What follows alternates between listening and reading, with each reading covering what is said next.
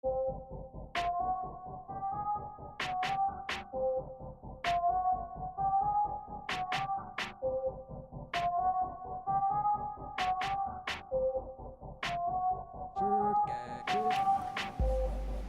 to yet another installment of the Chris Rocket Podcast, episode 7. We're kind of getting up there, man. We're approaching the 10th one, man. We're just going slowly but surely. This is dress rehearsal week for the NFL. Going to be a lot of, you know, main starters playing a lot of the, most of the games, probably a half. Probably 3/4, probably 2.5 quarters. But very eventful week. Uneventful depending on who you're rooting for. Wes Welker's nephew went down. Julian Edelman. A lot of injuries, non-contact. You got Julian Edelman. You got Spencer Ware. You have who else? Bryce Petty. Well, I guess Bryce Petty isn't that significant, but just seeing how he played tonight, and you'll hear from me later on. This is just unfortunate. And every time stuff like this happens, you're going to hear people talking about, well, we shouldn't play that many preseason games. Well, I mean, what's the difference between now and week 1? What are you going to say then? Well, we should only play 15 games. You're going to have people bitch about injuries. Injuries is a part of the game. Everybody want to, make a big deal when the big stars are hurt. Me personally, I hate it as a guy who loves football, who eats, sleep, and breathe football. I mean, before I started eating 30 Chipotle burritos, I considered myself one of the best receivers around. 6'3", 205, running 4.49. Of course, 4.49 is slow nowadays. Injuries is a part of the game. When I tore my knee up, it was non-contact too. But not to compare myself to NFL guys or whatnot, and I'm just, borderline digressing. But, you can't overreact when it comes to injuries like these. Injuries happen, and to be quite honest, injuries really shaped what the NFL is today. Without injuries, we wouldn't know about, Tom Brady. When Drew Bledsoe got knocked out, guess who came in? Tom Brady. And I guess they paid away for Tony Romo as well. If you want to go back further than that, with Troy Aikman to get hit by LeVar Arrington, you might not hear about Quincy Carter, you might not hear about Drew Henson, and all those fucked up quarterbacks the Cowboys had, leading all the way up to Vinny Testaverde, to Drew Bledsoe, to Tony Romo, and now Dak Prescott. Which leads me to the injuries. Tony Romo with the collarbone and with the back injury led to Dak Prescott. RG3, Kirk Cousins. Injuries are part of the game. Some careers are made off of injuries. And if you want to widen the frame a little bit to basketball, if David Lee for the Golden State Warriors didn't get hurt, you wouldn't hear nothing about no Draymond Green. But it's just people have nothing else to talk about, so they, it's a debatable talking point. But injuries are part of the game. When it comes to people worried about, oh man, they're not gonna do well. Julian Edelman is hurt. The Patriots not gonna win the Super Bowl again. Well, that's kind of reaching. The Patriots will be fine without Julian Edelman, and I'm gonna tell you why. And it's really simple. You give me, other than Randy Moss, and if you want to go back further than that, Terry Glenn. Terry Glenn wasn't really all that significant, but the really last significant wide receiver that they had that was really a high pick in the draft. Other than those two guys, give me a wide receiver that they absolutely had to have. You can't think of one, right? Think about the receivers they had. Troy Brown, Deion Branch, David Givens, Wes Welker, Of course, now David Amendola. Those aren't, first round guys. There are guys that you just plug in and they do their job.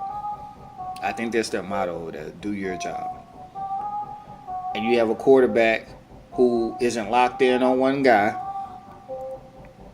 He spreads the ball around.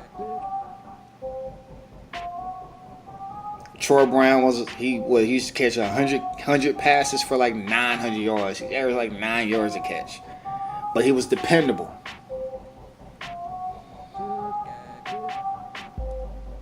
This team will be fine.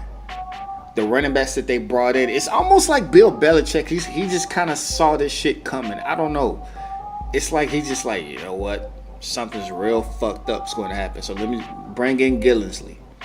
Bring in Burkhead. You get Dion Lewis. You get James White. There's 40 receptions apiece right there. Gillespie. I think there's Gillensley or Gillespie, one of those. There's another 25 receptions. There goes your Julian Edelman production right there. Because I think one of those guys was hurt. I think Dion Lewis was hurt last year. Don't quote me on that. One of those guys was hurt last year. And one of those guys wasn't even on the team last year. He was with Buffalo. There goes your production right there. Okay? Gronk is going to play a full season. There's addition by subtraction. And oh, by the way, you got Brandon Cooks. But the guy that I feel like is going to benefit the most is going to be Kevin Hogan. Yeah, Kevin Hogan. Was it Chris Hogan? Chris Hogan, number 15. He averaged 17.9 yards per catch last year. I think that guy is going to, he's going to be the one that benefits the most. And if you really look at this, and I'll mention this later, you really look at the makeup of this team, they're now like really legitimate deep threats now. Because at first you was like, okay, let's just sit back on Chris Hogan. Now you got to sit back on Brandon Cooks and Chris Hogan. And guess who's going to be open right in the seams? Gronk. Now the question is, okay, well, who's going to be your underneath guy? That's when your Dion Lewis, that's when your James White, and that's when your Damon Amendola's play. Because before Julian Edelman, Danny Amendola was kind of that guy. 80 catches, 75 to 80 catches, 850 yards type guy. They should be fine. Another situation I want to look at, the Cleveland Browns announced that DeShone Kizer is going to be the quarterback. Now, looking at their situation, you kind of ask yourself, then why the fuck did you trade for him if you didn't want to start him? Well, I mean, sometimes you kind of look at something, you're like, you know what? It ain't what I thought it was going to be. Here's what I would do if I was Cleveland, and I posted this. If I'm Cleveland, I'm calling Jacksonville right now. Blake Bortles isn't what they thought it was going to be. Blake Bortles has lost his job pretty much, and Chad Henne is an old guy. Why don't you trade Brock Osweiler to Jacksonville? He's at a reasonable price compared to everybody else because Matt Stafford got his bread, $27 million per year. You trade him to Jacksonville, and in return, get a low pick.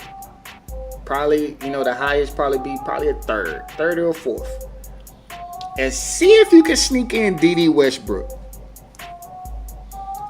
But all in all, you get a draft pick. Jacksonville better not say no, because what other option do you have? You was once that sexy team. You was a trendy pick, and now you're back to square one.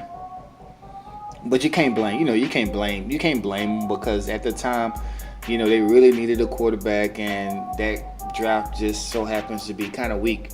But I guess tongue in cheek, you know, there was a lot of hype in that draft. You know, Johnny Manziel was in that draft, and you know, everybody was like, you know, and you know, shout out to Jacksonville for not believing in the hype. And to be quite honest, I thought Blake Bortles was going to be, you know, I thought it was going to be something as well. But if you look, it's almost like he just, you know, got complacent. To me, he did. He just got complacent. You just look at the way he throws, and I said this many times, man. It just looks raggedy. And at his age, and at the experience level that he's on, that's some shit you just can't teach. You know, throwing mechanics. You know, people try to change Tebow's throwing mechanics. It just didn't happen. It's just natural. You're gonna slowly work your way back to it. And you know, there's this thing that Blake does, and it's just something you just don't. Nah, you just can't recover from that. So Jacksonville, take your L from Blake Bortles, but you know, if Cleveland calls you about Brock Osweiler, I'll pick up that phone, man. Pick up the phone. You get Brock Osweiler for a couple years. That way you can kind of look at it and be like, you know, you're really not losing. You're not losing anything. You know, you get a better option. And if he ain't what you thought he was gonna be, then you can cut him and, you know, take another L for a year. It ain't like free agents are coming over there anyway. I mean, you know, Calais Campbell did go over there, but I mean, it ain't like you know, saving up your money to get somebody, you know. But Brock Osweiler, you know, I kick those tires a little bit, you know. You got a pretty good wide receiver core with Robinson and Hearns. You might want to find something quick before they walk away, because before them, well, you got D.D. Westbrook, but you know, he's Hearns and Robinson, those are your big guys. You know, Westbrook, he's a frail guy. He's a deep threat guy. He's not a possession receiver, but you might want to find something before they just be like, you know what, fuck this shit, let's just go. And then you got Leonard Fournette, which to me, that's what makes this even more, you know, this trade even more important, because the next draft, you're going to be first round pick, you're going to be looking at Sam Darnold when you really should be looking for an offensive lineman, because their running game is trash. And it wouldn't matter who you got at quarterback. If their running game isn't good, then what's good is the quarterback. You know? When David Garrard was successful out there, they had a good running game. When Byron Leftwich was successful, they had a good running game. And these guys, with the exception of Byron Leftwich, they weren't first round picks. They weren't high. They weren't top 10 picks. They had a great running game behind them, and it opened up the pass. So if I'm Jacksonville, hey Cleveland, you know what? We might just take Brock. We might just take him off your hands. We'll throw you in a 4th round pick, and you know what? Here's a lollipop. D.D. Westbrook. Who says no? I think I should make a segment called Who Says No.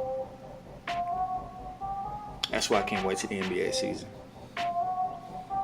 But anyway, coming up next on the Chris Rocky Podcast, I'm going to go into these games. So excited. So excited.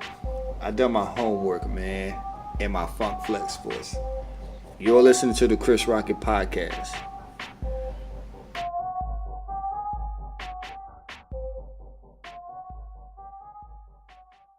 Read the incredible self-help book that's rewriting the rules on addiction.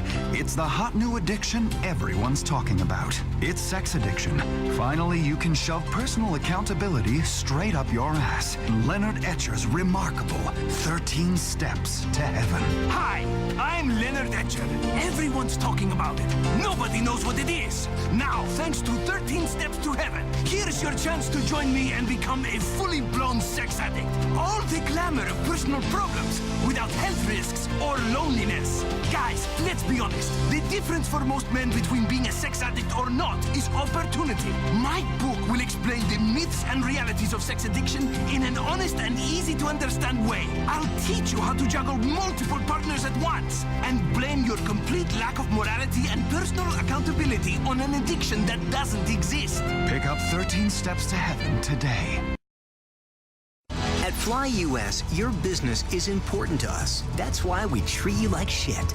We know you have a choice when choosing an airline: awful, dreadful, or terrible. And we promise you, we're striving to be awful. Fly US. Sit back, relax, and shut up.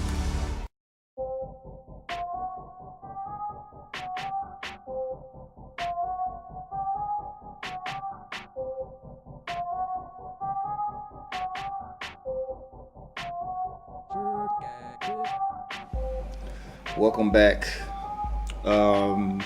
We're in the third week of the preseason, the dress rehearsal week, where you see a lot of the starters play a lot more, probably a half. Some play into the third quarter, and in some situations where they have uncertainty at certain spots, you might see guys, split some time with the first team or whatnot.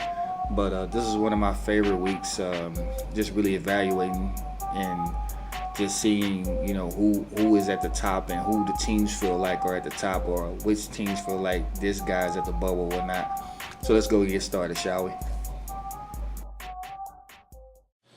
In the Jets versus Giants game, of course, a huge in-city rivalry. Giants side of the ball, there was no Brandon Marshall, and obviously no Odell Beckham. I think Marshall is a shoulder injury or whatnot. Don't know the extent of that injury. And of course, Odell Beckham, the ankle injury. The offensive line, they really need to patch that shit up, man. It's not consistent. Eli Manning's gonna get killed back there, but I can say in the run game, they did get a little better. They settled in. They finally scored an offensive touchdown because they haven't scored all preseason. They finally scored an offensive touchdown on the third drive. Evan Ingram did a pretty good job. He really needs work on those 50-50 balls. That was pretty much what he was known for out there in Ole Miss. Being he's an undersized tight end at 6'3", 230, but he can jump. He can get those 50-50 balls, and he had a couple of opportunities in this game, and he just wasn't able to come down with the ball. On the Jets side of the ball, Hackenberg started and did horrible. Of course, that first team defense on the New York Giants, that front, that defensive line was just creating havoc, man.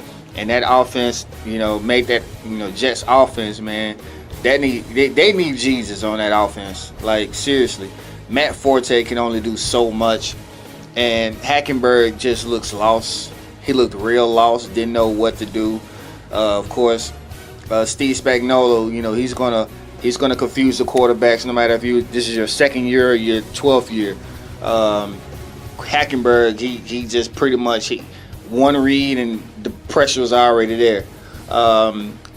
The defense held the Jets offense to 0 net yards in the first quarter, which is unheard of. Preseason or regular season, it's just unheard of. I think they had minus 10 yards rushing or passing or whatever one it was. It was just horrible. Bryce Petty came in and did damn good, man. I was really happy for him.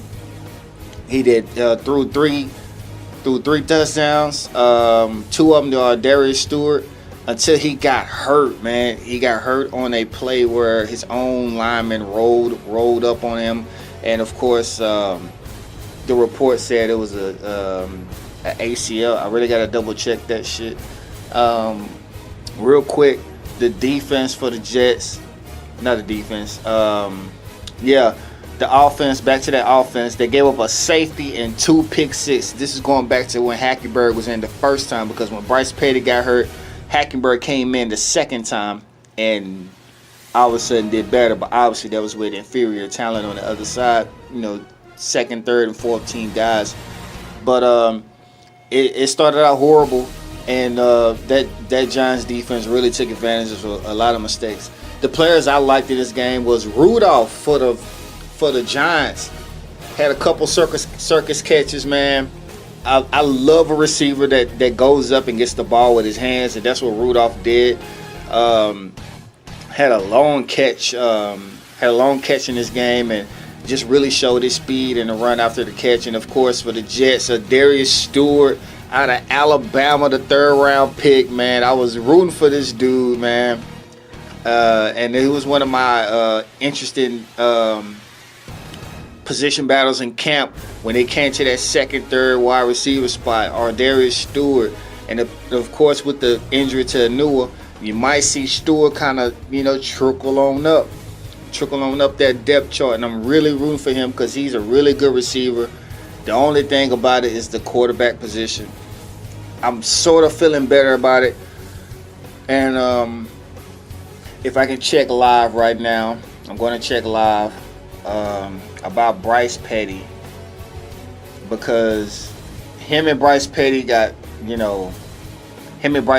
some damn good chemistry. They're saying it is a MCL injury, and of course, without looking at anything else, the MCL injuries is, I guess, the best injury you can have. They had like a 6 to 8 week injury, but I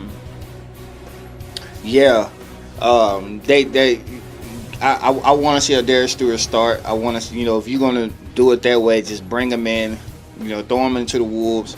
That division, he's definitely gonna learn a lot. You got the Patriots cornerbacks, Gilmore and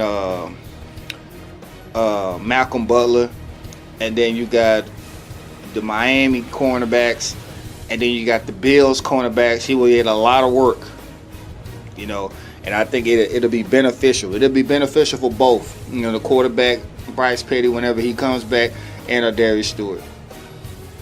In the New England versus Detroit game, on the New England side of the ball, Deion Lewis actually started.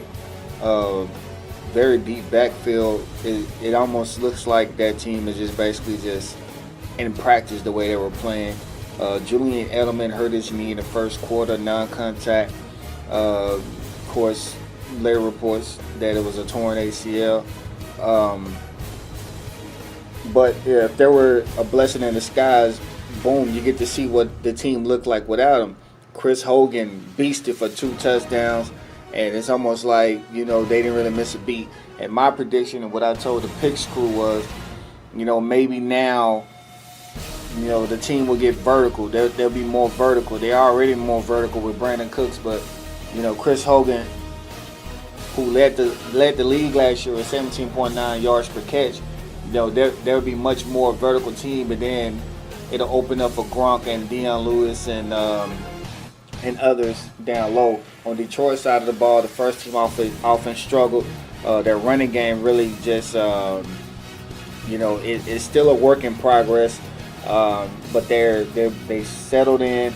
They finally punched in a touchdown with a 23-yard touchdown pass to Marvin Jones on a goal route. Beautiful pass.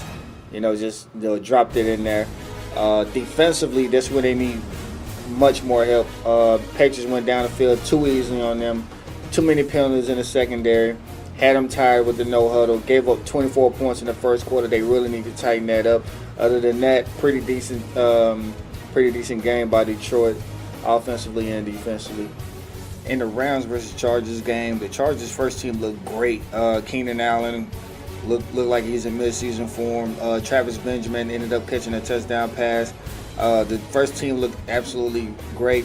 Running game looks halfway decent. Cardale Jones and the second team came in. Cardale managed the offense very well. Defensively, the second team secondary really looked good. This is a team that really needs that secondary to really step up, and I can see they have really good depth in that secondary. For the Rams, Todd Gurley didn't play. Malcolm Brown ended up starting. He ran the ball pretty good, showed some power. That's the reason why they drafted him. A lot of power. Sean Mannion came in and engineered 19 unanswered points. My guy that I was looking at was Josh Reynolds, the Texas A&M wide receiver, man. Caught a ball where he was leveled and held on to the pass. I always like a big receiver, a big possession receiver that's not afraid to go down the middle. Of course, nowadays you got guys who just really scared to go down the middle.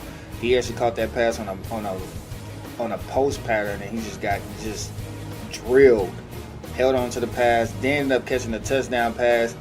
That was the guy that I liked in this game. Defensively for the Rams, that first team, they really miss Aaron Donald, who's I guess holding out due to a contract dispute. They gave up 21 first quarter points. You cannot do that, against any team. They really need to tighten that up. All right, in the Seattle-Kansas City game, here's a few things I saw from Seattle. Procise and Rawls were out, so Lacey started, and he played pretty good. Carson got a bulk of the carries in the first half. I think he ran pretty well.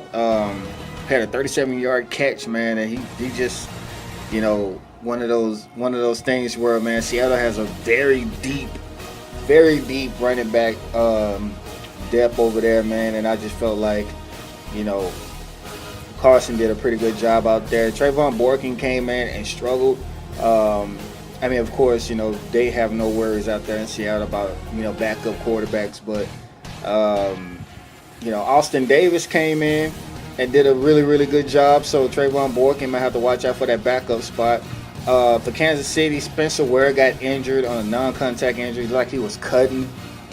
And to be quite honest, man, he did it way before he went down, man. He was hopping along probably another 3 or 4 yards. Guys were all around him, all on him, man, and he just still managed to get 3 or 4 yards while that knee was messed up. Of course, I'm doing this after the fact of I watched the game after the news came out. Turns out it was a PCL injury.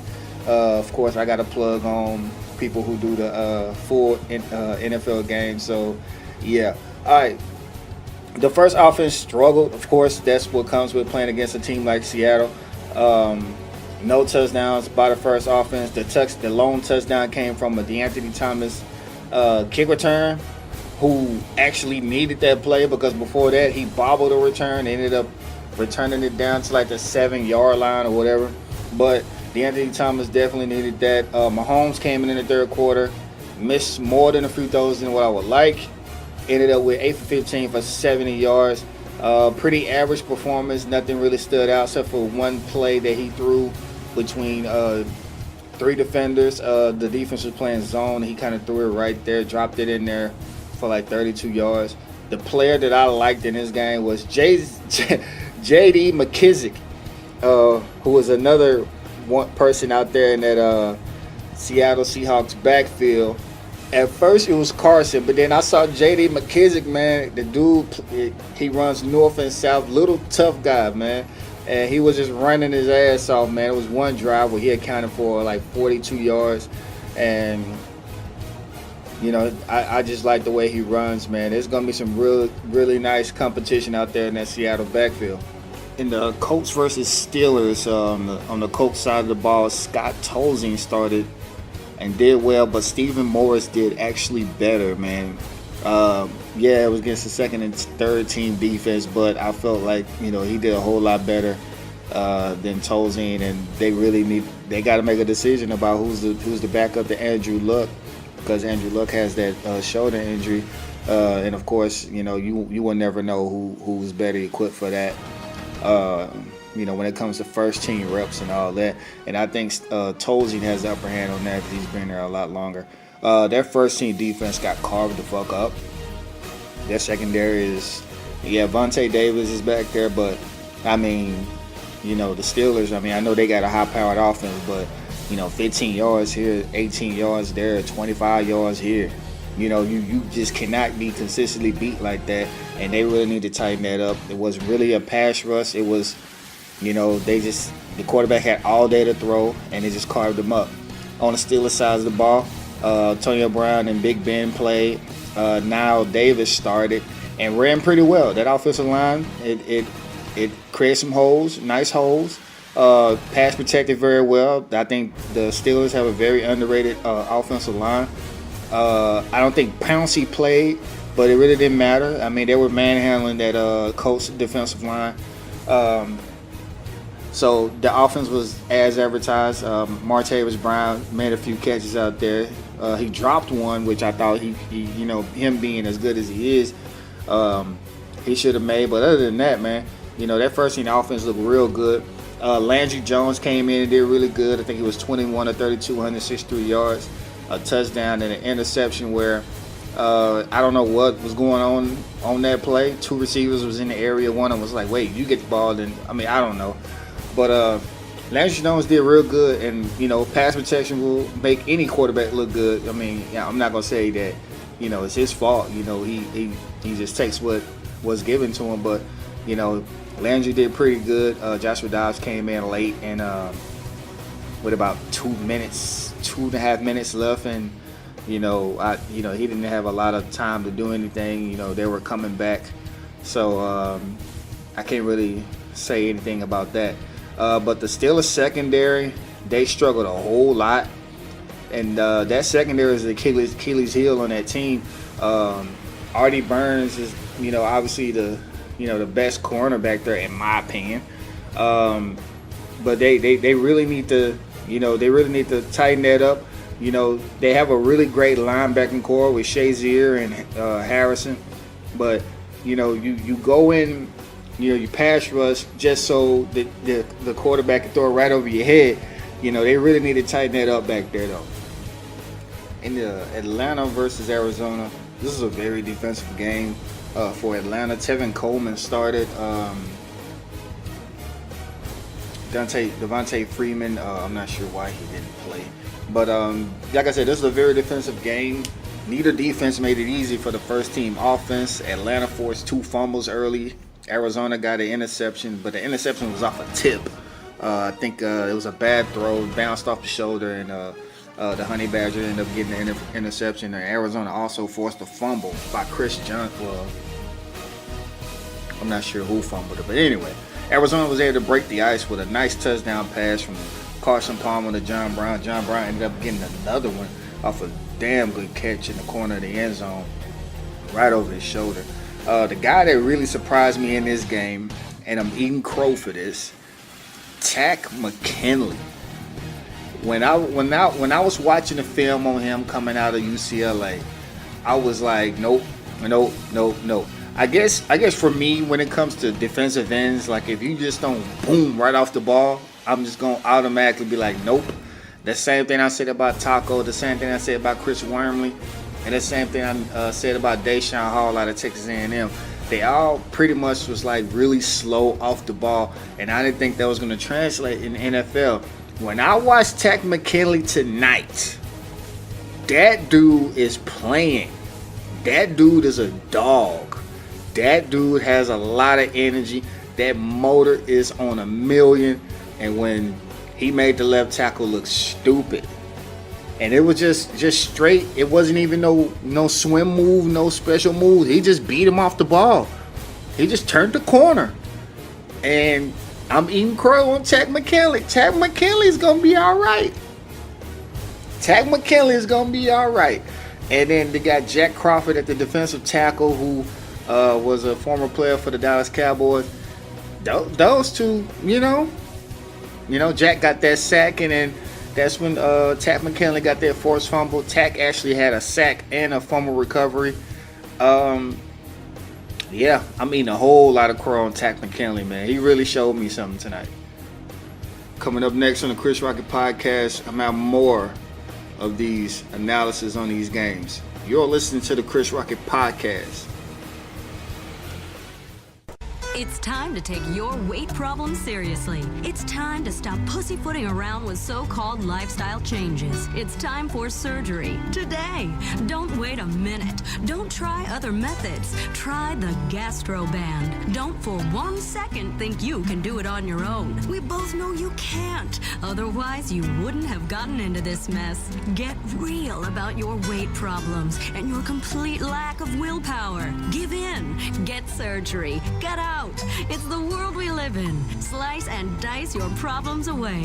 Then you can look like other people. Have the GastroBand inserted today and watch your weight and problems melt away. Finally, you can be happy like normal people. It's time to put down the knife and fork and go under the knife and scalpel. Give up and get thin. GastroBand surgery. Remember, surgery solves everything. Who gave you the pot? Who? Spanking creates an atmosphere of fear. Waterboarding creates an atmosphere of terrified respect. Please waterboard me, sir. I wouldn't be here today if my parents hadn't smacked the shit out of me on a regular basis. Teach your kids respect, the government-approved way. Thank you, sir. Buy my book, Hitting Kids Works Wonders, today.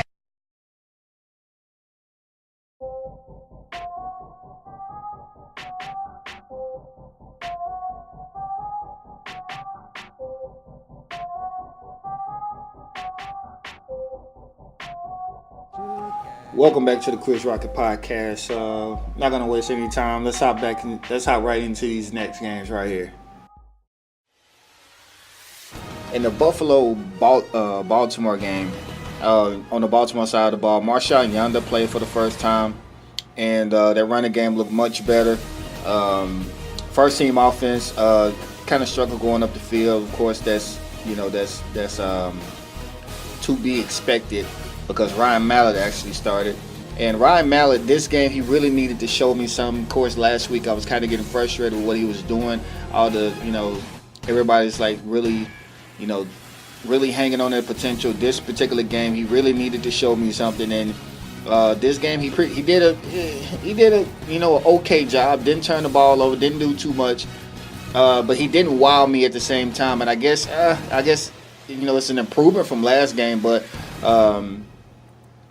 I guess progression is pretty much a good sign coming from him. Just seeing all the mistakes he'd be making throughout his career, but he did an okay job tonight. The Baltimore defense, I mean, there is no need to comment. I think they're the best defense in the league, and that's all I'm gonna say about that.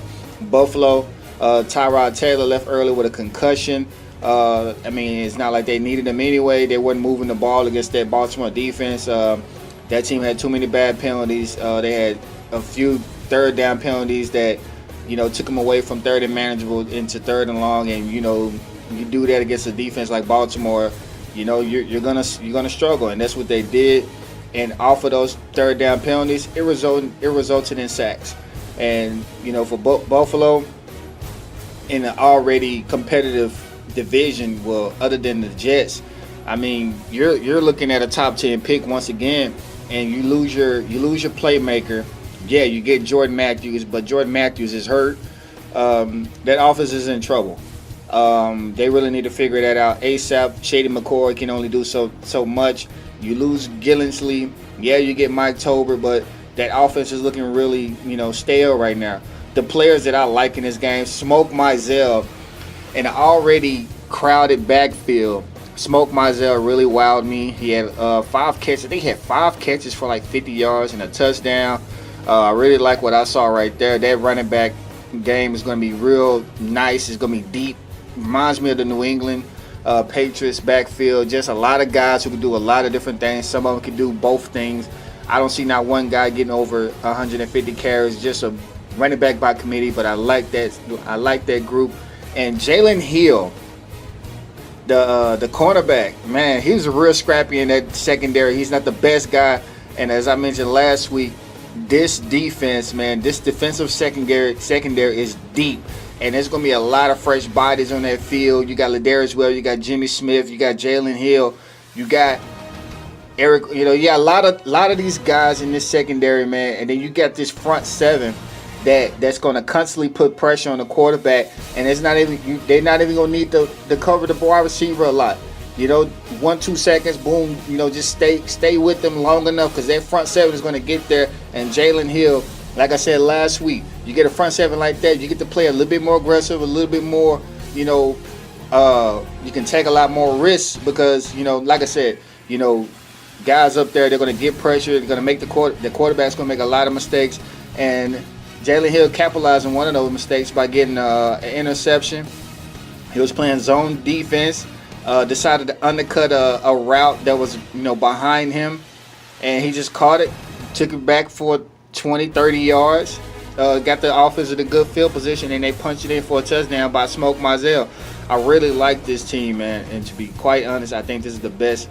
If it wasn't for, you know, the Pittsburgh Steelers and, you know, teams like, you know, Miami, who I feel like is going to take one of those wild card spots, and hey, they might be in the running for the second wild card spot, but this team is definitely on their way. The Texans versus Saints game, it was pretty much a vanilla game. For New Orleans, Mark Ingram started instead of AP. Their running game needs to be better than what it is, especially with the caliber of players that they have. I didn't really see much going on in the running game. The passing game, it was pretty much methodical.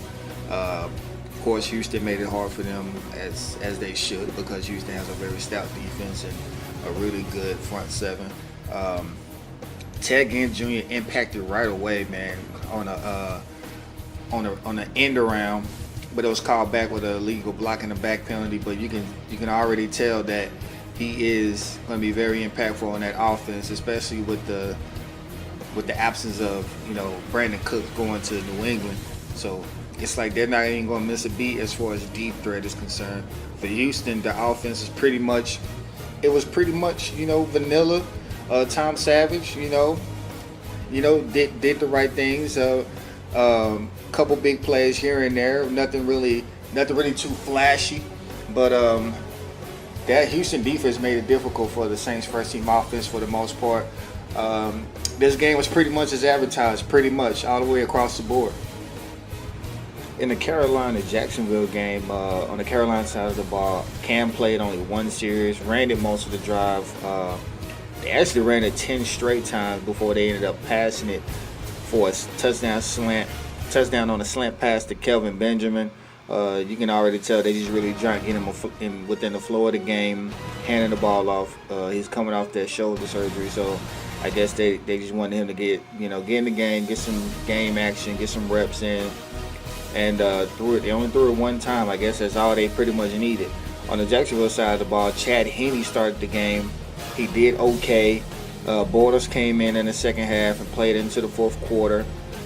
Struggled in the first couple drives, 3 and out in the first drive, then threw an interception on the second drive. Then he settled in and led two scoring drives with a touchdown pass to Shane Wynn on the corner route and a touchdown run by Jonathan Grimes. The question is, did he do enough to get his job back? Because obviously, you know, from the surface out there in Jacksonville, you know, Bortles pretty much just lost his job. I didn't think he done enough. Yes, he led two touchdown drives, but I feel like you give it about 4 or 5 games and just let Bortles just sit and just kind of let it marinate. And, you know, you can tell that today, you know, in the game, he kind of knew that, you know, he wasn't pressing. He was like, you know what, let me just do what I need to do.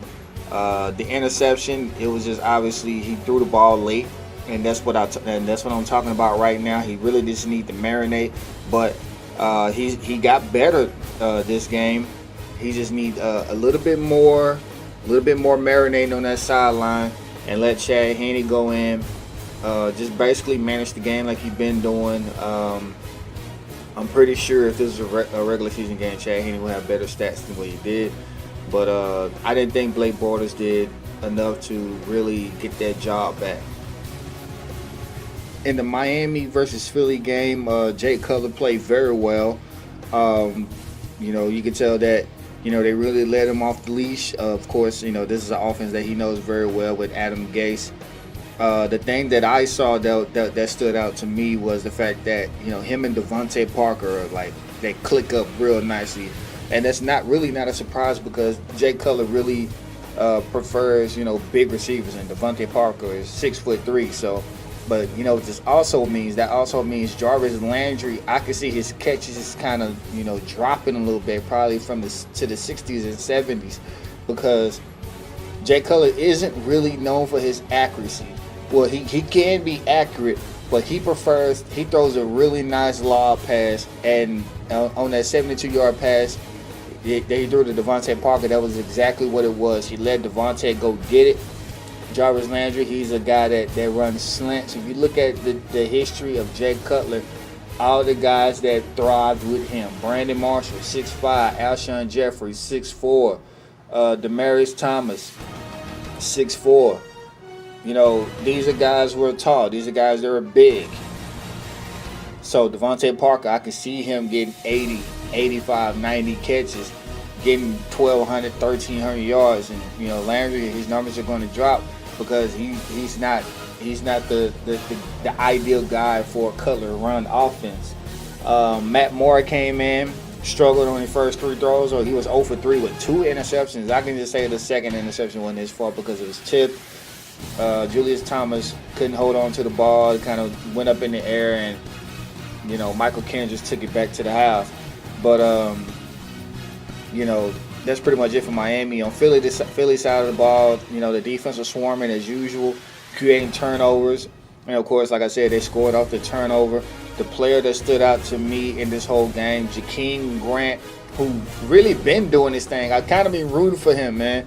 Real speedy guy out of Texas Tech, short dude, kick returner. He had caught a touchdown pass today, man. I'm really rooting for him. And, of course, the Miami Dolphins, they're real deep at wide receiver. You got Kenny Stills, you got Jarvis Landry, you got Devontae Parker, and you got Jakeem Grant, who was really their starting punt returner. But, man, he can make some plays in the passing game as well. They can have more end arounds. He's the fastest guy on the team. And he kind of reminds me of Damiere Byrd out there in Carolina. Real short guy, but can run, can be really effective in the passing game if you put him in good situations. And I was happy for him today, man. He got him a touchdown. In the Green Bay versus Denver game, Rodgers only played 1 series.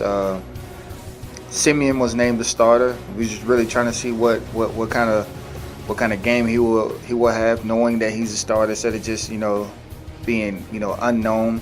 I thought he got a little cocky, threw an interception early on. Then he settled in, led a scoring drive. He looked real good to me in this game. Demaryius Thomas left with a groin injury. From what they saying, it's not really serious. It's really a precaution. The guy that I was really looking at for the Denver Broncos was Jamal Charles. He really showed that he's at least 75% back. Saw him on a left toss play where they pulled the left guard and the left tackle. He really turned that corner, almost like the old Jamal Charles. Paxton Lynch left with a shoulder injury. It looked pretty bad. He went down, came down with his elbow hit the ground. And, when your elbow hit the ground and his shoulder kind of, got jammed or whatever. Don't know the extent of the injury just now. On the Green Bay side of the ball, Hundley took a huge step back. He looked lost out there. He played a little bit against that first offense. He looked lost. And when the second and third team came in, he really settled in. But he took a step back to me. I thought he was really improving, the last couple weeks. But, he needs some shit to work on. And defensively for the Green Bay Packers, they swarmed the shit out of Trevor Siemian. Siemian, didn't have nowhere to go. He did one read and boom, they was right in his lap. He had to throw the ball away, take a couple sacks, and they really made it uncomfortable for Siemian. The remaining games is as follows. Cleveland beat Tampa Bay 13-9. You have Chicago over Tennessee 19-7. You got Cincinnati beating Washington by 6, 23-17, and you have Minnesota on a late touchdown, 32-31. And here's the schedule for week number 4 as I pull it up as we speak, because I always have it accessible for things like this. It's a good thing that I have very fast internet connection. Otherwise, we'd be here for like 30 days and 30 nights. All right, Thursday, because the season is rapidly approaching. In the final week of preseason, Thursday, August 31st, we have the Bengals and the Colts. We have the Jaguars and the Falcons. We have the Lions and the Bills. We got the Eagles and the Jets. We have the Rams and the Packers, Steelers, Panthers, Giants, Patriots, Skins and Bucks, Browns, Bears, Cowboys, Texans, and then due to the Hurricane Harvey situation and the flooding, that game will be in Dallas. Baltimore against New Orleans. You have Miami and Minnesota. Titans, Chiefs. Cardinals, Broncos. Looks like everybody's going to play Thursday. Chargers, Niners. Seahawks, Raiders. So it might be a Saturday upload. Thank God. Really gives me time to really, get a full analysis because, all Friday I'll be watching these games and a little bit on Saturday. So, I guess it's a good thing. I have an upload on Saturday since all the games is on Thursday. And really, that game on that day, I will make my assessment on who's going to have top 5 defense. Baltimore is going to be on there. Top 5 defense, top 5 offense. I'm going to try to do positions as well. And I mean, that's just how excited I am with all the knowledge that I have accumulated over this preseason and really looking at almost every. I think I watched everybody at least twice, with the exception of the Tennessee Titans. I think I watched every team twice at least. So I really have a really in-depth knowledge on what everybody is and the pulse of each team. And big cut day is going to be coming right after that. I think is on that Saturday. I think if I'm able to get that information, I'll be looking at the notable cuts and signings that are made on that day. So pretty interesting upload for episode number 8. This Kyrie situation, I know people are like, oh, why you don't talk about that? The trade isn't official. I will talk about it when it becomes official because I don't want to just, with this thing looming about his hip and all of this stuff. I have a lot to say about that. And a lot of people have a lot to say about that. I want to wait until it's official to really have this analysis on there. And it's going to be a very long analysis. I have a lot to say about that, but I want to wait until the trade is official. I'm not one of these guys who just find stuff to talk about because they think it's going to happen. I want to wait until it happens, okay? And when it happens, we'll talk about it. But I haven't forgot about that. I haven't forgot about that aspect. And I'm also going to talk about the Nerlens Noel signing, $4.1 million. I'm going to talk about that as well because it's going to roll right into it. But thanks you guys for joining me. Like I said, next upload will be Saturday because all the games will be on Thursday. Thank you for joining me on the Chris Rocket Podcast. Y'all have a very nice weekend. And if anybody, have any loved ones down there in Houston or anybody that's been decimated by Hurricane Harvey, hopefully they're all right. They're in our prayers. Donate money, donate time, do whatever you can down there to help out. Don't just post and be like, pray for Houston and pray for whoever, Try to go out and do something. I'm going to donate money because, that's what I feel like, it's the right thing to do. But anybody out there, do what you can to help down there because their places have been, the coast has been decimated. A lot of people lost their homes and all of that stuff. So prayers for all the people, speedy recovery to those that's injured down there. And really, hope for the best down there. You have been listening to the Chris Rocket Podcast, and I'll see you guys Saturday.